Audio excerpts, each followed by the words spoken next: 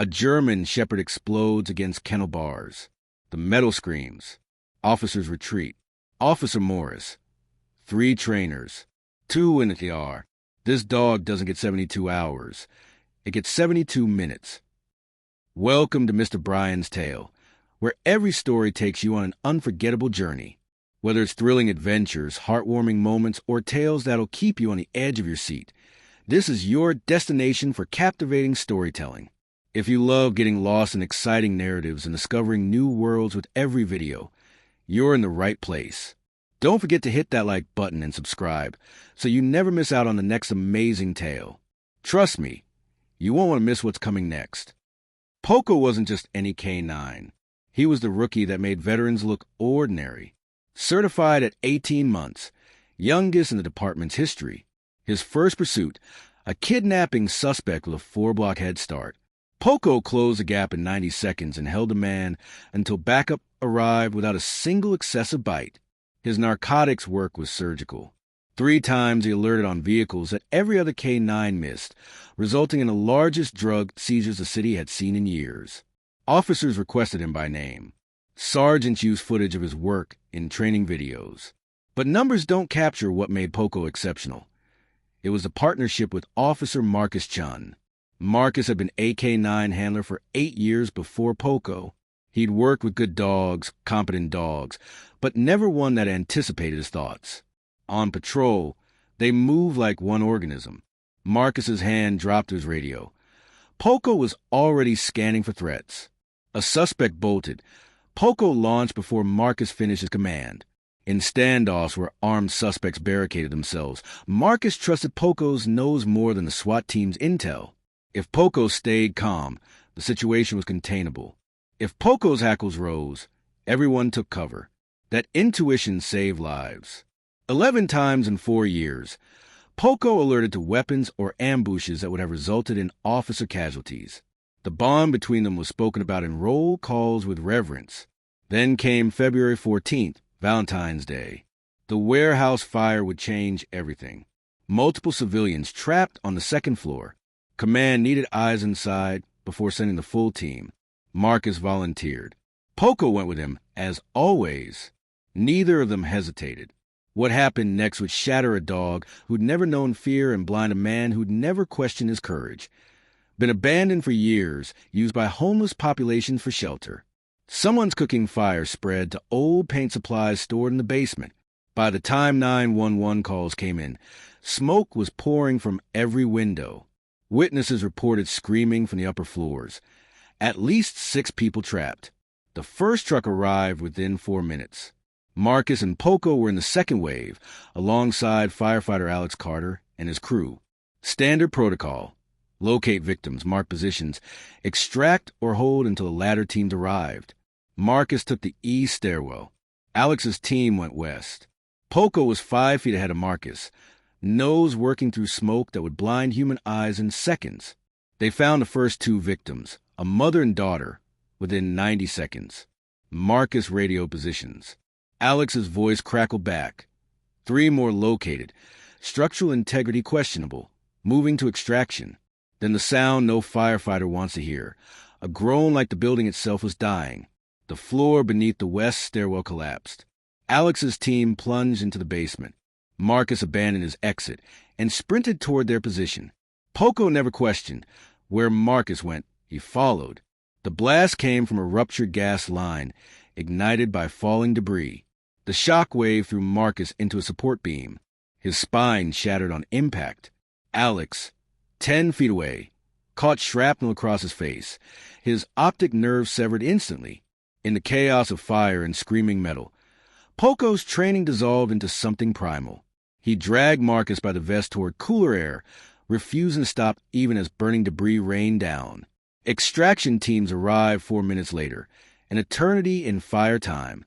They found Poko standing over Marcus's body, burns across his flank, still trying to pull him towards safety. Marcus was already gone. Alex was airlifted unconscious. Poko survived but returned as something unrecognizable. The veterinary team cleared Poko physically after 3 weeks. Second-degree burns healed. Smoke inhalation resolved. But the moment they moved him from medical to the standard K9 kennels, everything changed. The first trainer who approached the lead was met with bared teeth and a lunge that bent the kennel door.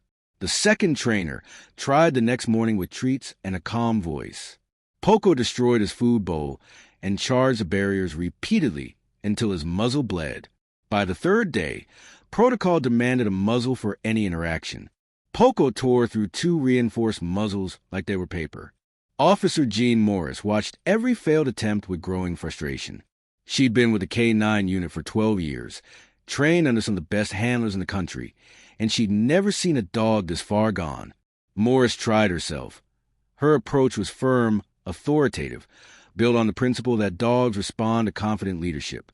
Poko responded by destroying $6,000 in training equipment and sending Morris to the ER with a torn forearm that required 18 stitches. The look in his eyes haunted her. Not aggression for aggression's sake, but something desperate and drowning. Department psychologists reviewed footage. Their assessment was unanimous. Acute trauma response, inability to regulate stress, unpredictable aggression patterns. Insurance adjusters sent clear directives. The liability was unacceptable. Morris filed the paperwork herself, hating every signature but seeing no alternative. Poko was scheduled for euthanasia in 72 hours. The protocol was humane. Sedation, then a final injection while unconscious. No pain, no fear.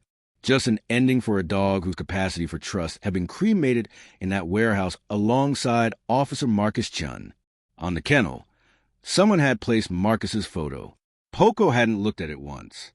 Alex Carter heard about Poko's situation from a nurse during his rehabilitation at the Vision Center. She'd been dating one of the officers in Morris's unit and mentioned the tragic case of the K9 who'd lost his handler in the same fire that took Alex's sight. Something in Alex fractured and aligned simultaneously. He'd been drowning in his new darkness for 3 months, learning to navigate a world built for eyes, grieving the career that defined him, wrestling with survivor's guilt over Marcus's death. Now here was Poko, another casualty of that night, about to be erased because no one understood his language. Alex had spent 15 years as a firefighter before the incident, but his first career was K9 training. He'd worked with police and military dogs for 8 years before switching to firefighting, and he'd never lost the ability to read canine behavior. More importantly, he understood trauma. Every night since the warehouse, Alex woke gasping, his mind replaying the explosion, the smell of burning flesh, the sensation of falling through darkness that was now permanent. If Poko was acting out, it wasn't violence. It was the same thing Alex felt every time someone's hand moved too quickly near his face. He called Morris directly. She was skeptical to the point of hostility. "You're blind, Carter. This dog has put 3 people in the hospital. What exactly do you think you're going to accomplish?" Alex's response was quiet. "Marcus was my friend. Let me try. If I fail, you lose nothing. The paperwork's already filed." Morris nearly refused. But guilt is a powerful motivator, and she'd been carrying the weight of Marcus's death since February. Finally, she agreed. 72 hours. If Alex couldn't reach Poko by then, the euthanasia would proceed as planned. No extensions. No excuses. Alex arrived at the K9 facility at dawn, his white cane tapping rhythmically against concrete. Morris met him at the entrance, her skepticism etched in every word. "The kennel is at the end. I'm watching on camera. If he charges, I'm coming in with the tranq gun." Alex just nodded. He'd asked for one condition. Everyone stays out unless he specifically calls for help. Morris agreed reluctantly, convinced she'd be dragging Alex out within 5 minutes. The walk to Poko's kennel felt eternal. Alex counted steps, listened to the ambient sounds, other dogs settling, the hum of ventilation, and beneath it all, one sound that made his chest tighten. A low, continuous growl punctuated by harsh breathing. "Poko!" Morris opened the outer gate remotely. "He's behind the inner door. I'm unlocking it now. Last chance to reconsider." Alex stepped forward. The metallic click of the lock disengaging.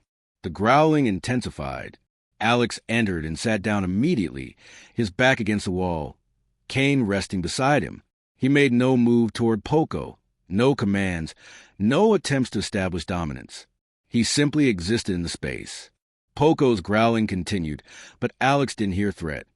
He heard a dog screaming into a void, desperate for someone to understand. Alex began to speak, his voice barely above a whisper. Marcus told me about you 2 years ago. Said you were the best partner he'd ever had. Said you could read his mind. Poko's growling stuttered. Alex continued. He didn't make it out, Poko. Neither did my eyes. We both lost him in that fire. A long pause. I know you tried to save him. I know you didn't leave him. The growling stopped. 30 seconds of silence. Then footsteps, slow, cautious. Alex felt breath on his outstretched hand. Warm, shaking. Poko's nose pressed against Alex's palm, not aggressive, exploratory. Testing. Alex didn't move, didn't grab, didn't try to pet or control.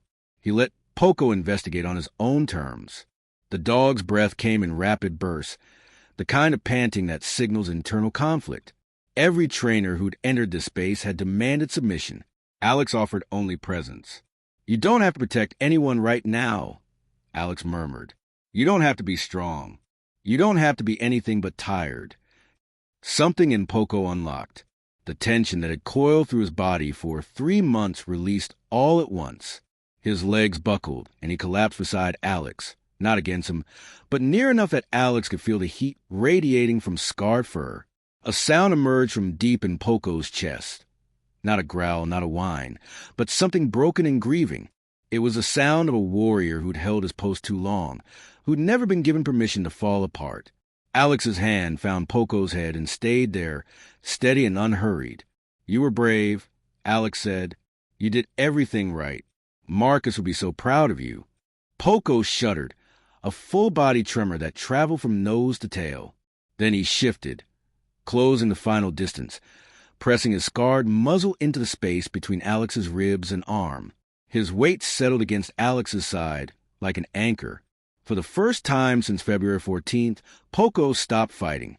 In the observation room, Officer Morris stood with tears streaming down her face, one hand covering her mouth. 3 other officers had gathered behind her, watching in silence. The camera recorded them sitting together for 2 hours. Alex never moved. Poko never left. When Morris finally entered to check on them, she found Alex asleep, one hand still resting on Poko's head. The dog watched her approach with clear eyes. No aggression, no fear, just exhaustion, just relief. The rehabilitation didn't happen overnight, but it happened. Alex returned every morning at dawn. Sometimes they sat in silence. Sometimes Alex talked about Marcus, about the fire, about learning to navigate blindness. Sometimes he brought recordings of Marcus's voice from old training videos and let Poko hear the commands, the praise, the easy laughter. The first time Poko heard Marcus say, "Good boy," through the speakers, he pressed his entire body against Alex and shook for 20 minutes. Alex held him through it. It's okay to miss him. I miss him too. Slowly, carefully, they began moving beyond grief. Alex introduced basic commands, not to dominate, but to rebuild structure that Poko's trauma had shattered. Sit, stay, heal. Each command was followed by patient waiting, no punishment for refusal, only quiet repetition. Poko began responding within 2 weeks, not out of fear, but out of something deeper, the understanding that Alex wouldn't abandon him, wouldn't demand perfection, wouldn't leave him in the dark. Morris documented everything, her initial skepticism transforming into reluctant admiration and finally into advocacy. She pulled the euthanasia paperwork and began arguing with the department brass about alternative outcomes. This dog isn't broken, she told the chief during a heated meeting. He was grieving. There's a difference. The chief remained skeptical until he watched footage of Alex and Poko working through complex commands with seamless communication. The blind man giving signals through subtle shifts in posture and voice. The traumatized dog responding with precision that rivaled his pre-incident performance. By month 3, Poko was ready for field testing. Not as a police K-9. That career was finished. But as something new, Alex proposed certifying Poko as a service dog specifically trained for blind handlers. The department agreed, partly from guilt, partly from genuine amazement. The certification process began. Poko passed every evaluation on the first attempt. He was no longer the dog they'd written off. He was something more. It happened on a Tuesday in late September. Alex and Poko were walking through Riverside Park, practicing navigation routes that would become part of their daily routine. Alex's white cane swept left and right. Poko walked steady his left side, ears alert but posture relaxed. The afternoon sun filtered through oak trees, and for the first time since February, Alex felt something close to peace. Then Poko stopped. His entire body went rigid. Alex felt the change through the harness handle. "What is it, boy?" Before Alex could process, two men materialized from behind a maintenance shed. Their voices were young, overconfident, calculating. "You're not seeing this coming, old man." One laughed. Alex's hand tightened on his cane. "I don't want trouble. Just keep walking." But they didn't. One moved behind him. The other closed from the front.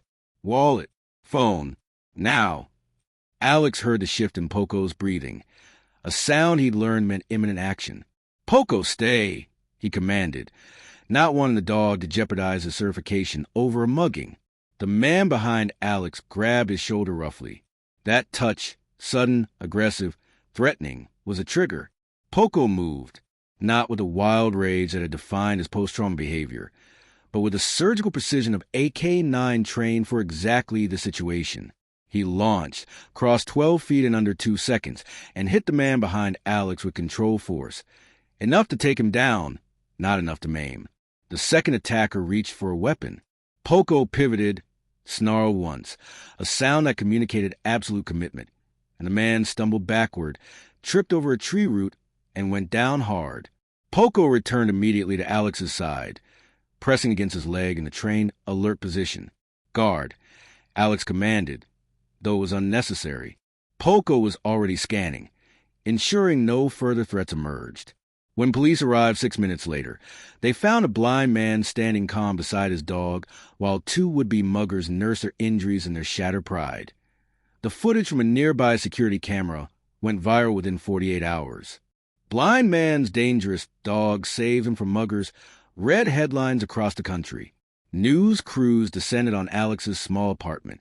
Morris gave interviews praising the rehabilitation program. The police chief held a press conference officially certifying Poko as a service dog and apologizing for nearly euthanizing him. But for Alex, the real victory was quieter. He established a nonprofit called Second Chance K9S, dedicated to rehabilitating police and military working dogs deemed too traumatized for continued service. His blindness became the program's greatest asset. Potential adopters learned to respond to behavior rather than appearance, to hear pain beneath aggression, to offer patience instead of dominance. Within a year, Alex had placed 12 failed K9S with handlers who understood that broken things could be made whole if someone cares enough to see past the damage.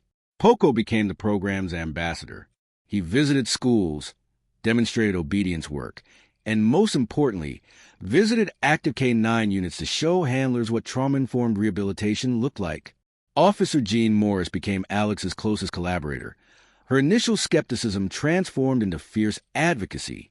"I almost killed that dog," she told a training seminar, "because I saw what he was doing instead of understanding why he was doing it. Alex taught me that difference." The story closed on a quiet morning in Alex's living room. Poko slept beside Alex's chair, scarred muzzle resting on crossed paws, breathing steady and deep.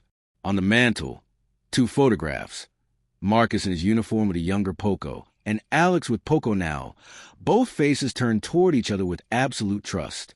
Beneath them, a small plaque with Marcus's favorite saying, "The strongest partnerships aren't built on sight, they're built on faith." Alex reached down, found Poko's head, and smiled. "Good boy," he whispered. "You're exactly who you were always meant to be." This is the story Officer Morris tells new K-9 handlers during their first week of training. This is the story Alex shares when people ask how a blind man ended up with the most loyal partner he's ever known.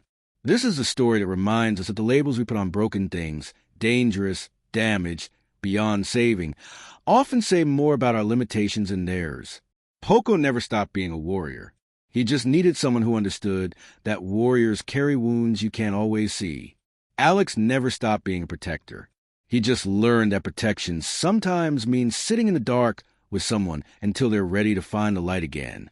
3 years after that warehouse fire, Second Chance K9S has rehabilitated 47 dogs that other programs gave up on. 47 animals who were days or hours from euthanasia now serve as service dogs, therapy animals, and companions to veterans who understand trauma intimately. The waiting list stretches 8 months long. Alex's small nonprofit has become a movement, proving that the most damaged souls often make the most devoted healers. Marcus Chen's name is engraved on a memorial wall at the police department, right beside the names of 6 K9S who died in the line of duty. Poko visits that wall every year on February 14th.